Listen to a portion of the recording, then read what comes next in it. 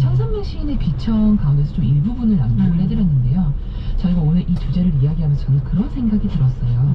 단순히 캠핑장을 넘어서 우리 삶 곳곳에서 이 말씀드렸던 빌려 쓰는 마음이라는 것을 가진다면 우리가 나중에 삶을 마무리할 때도 내 삶도 이 생 자체가 아름다운 소풍이었다고 말할 수 있으려면 우리가 주변을 소중히 하고 아끼는 마음을 가졌을 때 그것이 가능한 것이지 걸어갔을 때 이 생이 쓰레기장이라고 볼 수가 없는 거 아니겠습니까? 그럼요. 네, 그래서 그렇게 아름다운 세상 소풍이라고 얘기할 수 있으려면 우리가 빌려 쓰는 마음, 소중히 하는 마음이 중요하지 않을까라고 생각해서 이 시를 준비해봤습니다. 오늘 시시한과 방수진 시인과 함께 차박 민폐족들 얘기를 하면서 사람의 이기적인 마음을 어떻게 돌릴 수 있을지 한번 같이 생각해 봤습니다. 방수진 시인 감사합니다. 감사합니다. 여러분은 지금 KBS 1라디오 정용실의 뉴스 브런치와 함께하고 계십니다.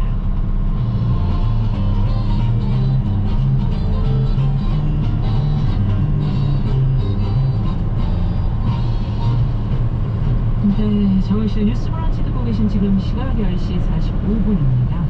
자, 국제사회 이슈를 좀 깊게 들여다보도록 하죠. 국제뉴스 조윤주 외신 캐스터 자리해 주셨습니다. 어서 오십시오. 네, 안녕하세요. 네, 요즘에 뭐 북반구가 막 너무 폭염이 심해서 보도가 계속 나오고 있어요. 캐나다를 비롯해서 유럽도 네. 50도에 가까운 폭염으로 사망자들이 좀 이어지고 있다. 어떻게 된 거예요? 기후변화 얘기 아니에요? 결국은 이건? 네, 이런 극단적인 기후가 자주 나타난다라는 얘기를 많은 전문가들이 하고 있고 실제로 이런 현상이 벌어지고 있습니다. 그래서 오늘 제가 미국의 정치 전문 매체 폴리티크라고 있는데요. 매일날 실어놓은 기사를 가져왔습니다. 말씀하신 것처럼 이렇게 북반구는 너무나 날씨가 덥고 수백 명이 죽어가고 있는데 이런 극단적인 기후가 유럽에서는 양극화를 더 심화시킨다. 거기에 초점을 맞춰서 기사가 나온 겁니다.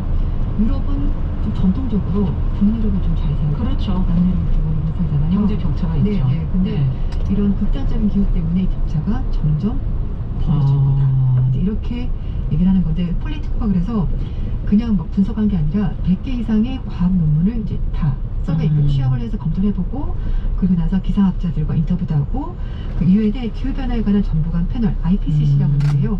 거기서 작성한 보고서 초안을 미리 입수해서 종합을 해봤더니 상당히 근거를 가지고 얘기한 거다.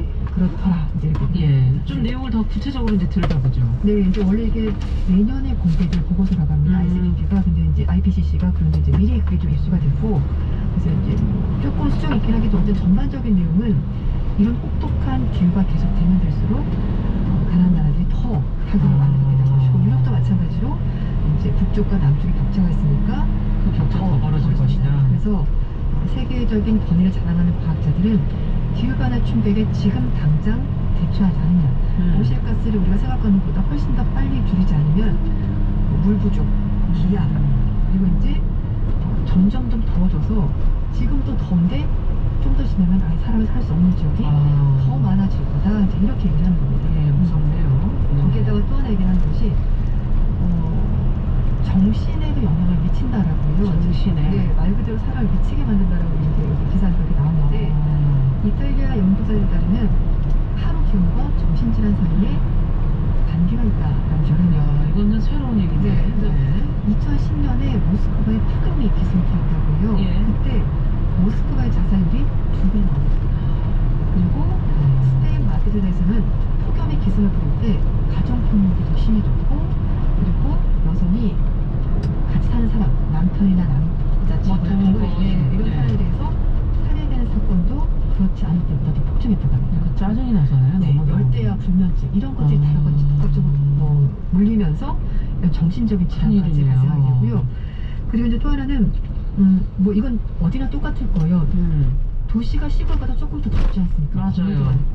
그래서 이렇게 이제 인구가 도시로 집중이 되면 집을 더 많이 지어야 되고 건물이 더 많아지고 길을 더 많이 닦게 될 것이고 그렇게 되면 아스팔트도 더 많고 열을 가두게 되니까 기온이 더 올라가게 되고 이게 계속 악화되는 건데 이제 특히 남유럽 같은 경우에는 물론 지금 새로 지어진 도시도 있겠습니다. 사실 유럽 가보시면 아실 거예요. 옛날 도시들이죠. 그래서 집들도 옛날 건물이 많아요. 전통적으로 지어진 건물들은 자연적인 환기 시스템에 의존하기 때문에 지금과 같은 폭염을 감당할 수 없다라고 그렇죠. 에어컨이 없는 곳들도 꽤 맞아요. 있고. 그렇게 얘기를 하고 네, 있습니다. 네. 그렇군요. 네. 지금 뭐 근데다가 이제 폭염이 계속 이어지면 네. 기저질환자, 고령자들이 조심하시라고 맨날 그렇게 방송 많이 하잖아요. 우리나라도 왜 네. 시골에서 감기 마시라고 그렇죠. 진짜 똑같은 얘기인데요.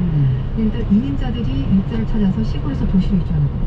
사실 뭐 아프리카에서 오는 사람들도 다들 어디 시골 가지 않고 대도시로 가는 그럼 다들 일자리가 있으니까. 맞아요. 네, 예. 하고 또 하나는 유럽 인구가 고령화되고 있다는 거. 이건 다 아는 사실이긴 한데 이런 사람들이 많아지다 보니까 취약해지는 거고 그래서 이제 의약 같은 게 잘 보급이 되니까 만성 질환자도 이제 건강하게 살 수가 있잖아요. 그런데 이렇게 폭염이 오면은 이거는 감당하기 힘든 거예요. 그리고 또 하나 출산율이 떨어진다는 얘기는 결국은 고령 인구가 많아지는 인구 구조가 된다는 겁니다. 그래서 특히 이제 고령자들은 기온이 높거나 열사병에 걸릴 확률이 높고 그래서 이게 사망으로 이어질 가능성이 높은데요.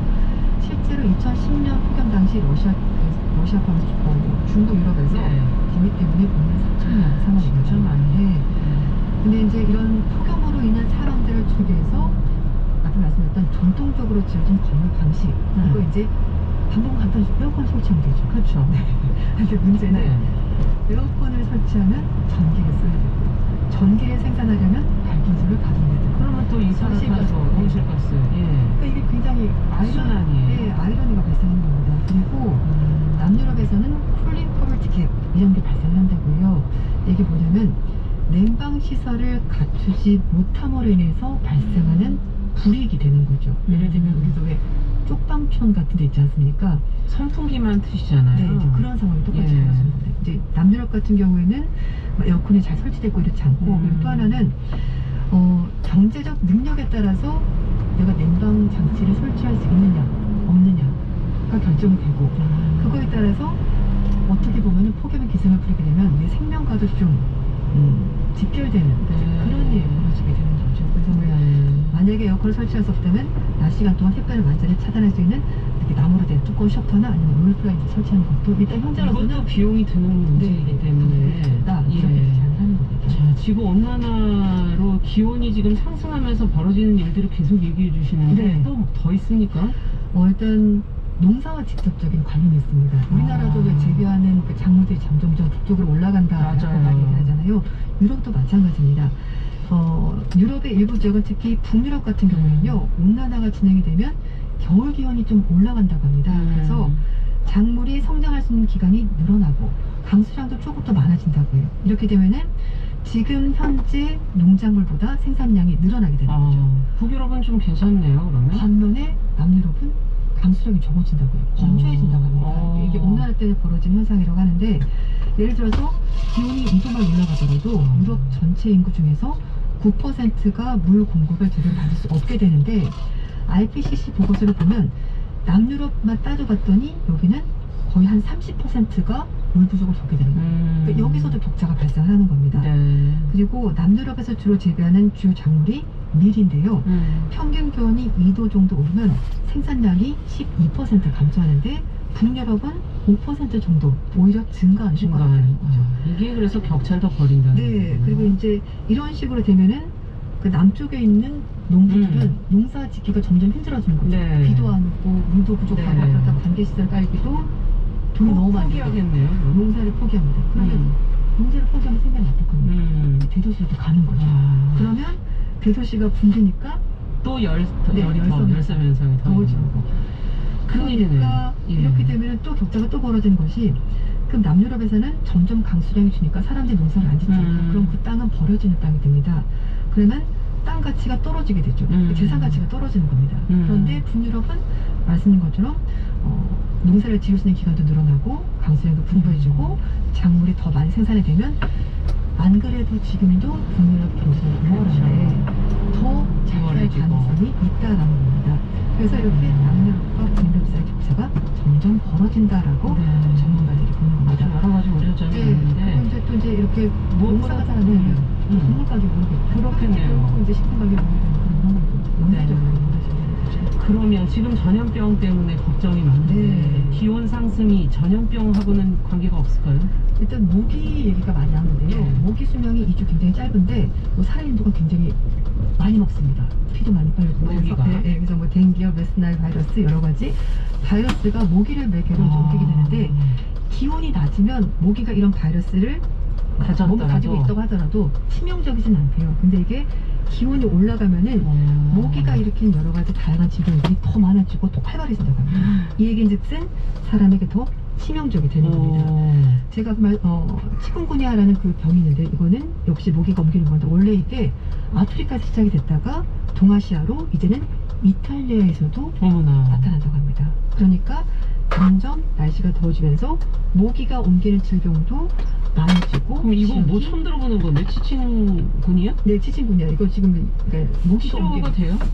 지금 현재로서는 뭐 특별한 치료법은 없는데 치명적이진 않지만 그래도 이제 물리면 또 굳이 안 물릴 것 같고요. 지금 현재 백신은 없고 치료제도 없는 상황이기 때문에 가능하면 모기는 안 물리는 것이 좋습니다. 그리고 뭐 댕기와 웨스트나일 바이러스로 2018년 후반기를 보더라도 유럽에서 180명 정도가 목숨을 잃었다고 하니까 좀 무섭긴 하지만 조심할 필요가 있는 그런 네, 얘기가 그러네요. 되는 겁니다. 정리를 한번 해보죠. 그렇다면. 그래서 이제 유럽에서 이런 여러 가지 격차가 벌어지다 보니까 전문가들은 결국은 이런 것이 정치적인 혼란 이런 걸로 번질 수가 있고 그렇기 때문에 결론은 결국 유럽에 조금 더 잘 사는 나라들이 남유럽 국가들의 농부를 지원한다든지 취약계층 또는 이런 여러 가지 뭐 지구 온난화나 해수면 상승 때문에 피해를 볼 수 있는 지역의 사람들을 도와줄 수밖에 없다. 그래야지만 유럽이 서로 돕고 쪼개지지 살아야 않고 된다. 하나의 유럽연합으로 계속 유지하면서 살아갈 수가 있을 것 같다라고 이제 그렇게 조언을 하고 있는 겁니다. 무엇보다 환경 문제도 같이 신경 그럼요. 써야겠네요. 맞습니다. 네.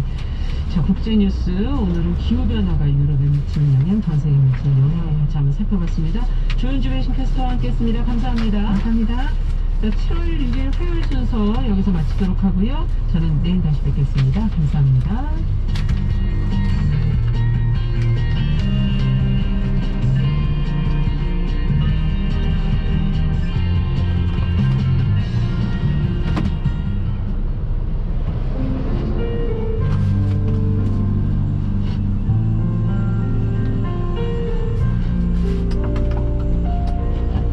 KBS 라디오 양준기회 희망충전 대한민국 437번째 이야기. 안녕하세요. 아나운서 이현주입니다. 12년 전 원석의 엄마는 쌍둥이 임신 중 하늘이 무너질 것 같은 소식을 들었습니다. 뱃속에 있는 두 아들에게 뇌출혈 증상이 있어서 장애 진단까지 받게 된 겁니다. 주변 사람들은 아이를 포기하는 게 어떠냐고 모진 말을 하기도 했습니다. 하지만 엄마는 시험관 시술로 어렵게 임신한 쌍둥이를 포기할 수 없었습니다. 그렇게 두 아이를 품에 안은 세월이 벌써 12년. 남편이 떠나보내고 혼자서 아픈 아이들을 키우는 게 녹록지 않지만 엄마는 함께 할 수 있음에 그저 감사할 뿐입니다. 원석인의 가족들이 희망을 잃지 않고 살아갈 수 있도록 여러분이 힘을 보태주세요. 코로나19 여파로 사례자와 취재팀의 안전을 위해 사연을 입니다. 저희 단체는 꿈꾸는 아프리카의 청년